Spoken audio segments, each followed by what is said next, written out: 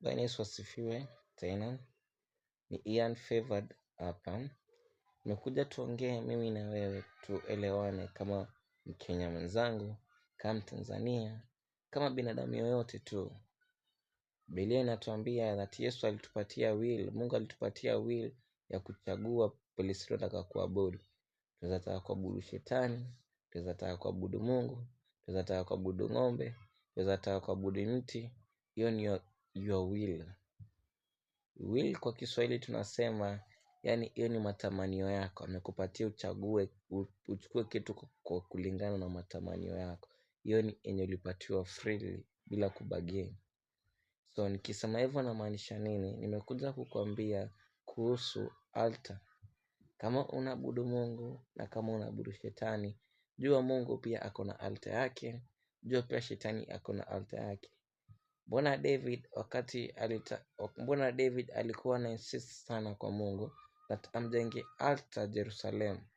Mungu akamwambia hapana, usijenge altar, mtoto wako atajengea altar ambayo ikakuja ikajengwa na Solomon. So David alijua umuhimu wa altar. Na mimi ndio maana naongea kuhusu altar. Je, we Mkristo uko na altar? Je, we binadamu uko na altar? Kama kila mtu ako na altar, wewe mwenye hujaokoka uko na altar. Jua altar yako ni shetani basi. Your altar it is Satan. Biblia inatuambia watu wengine wanamtumikia shetani kujua na wengine hawajui. Unatumikia shetani aje? Baa ni altars ya shetani. Baa ni kanisa za shetani. Unaenda club, una dance, unasherehekea, tayari ushamsifu shetani. Tayari uko na altar ya usherati. Kwa baa kuna nini? Kuna usherati. Hiyo ni nini? Altar ya usherati. Kwa baa kuna nini? Kuna ulevi. Hiyo ni nini? Altar ya ulevi. Kwa baa kuna nini? Mambo mengi inafanyika kwa baa. Hizo altar zote, zile vitu zote zinapatikana huko.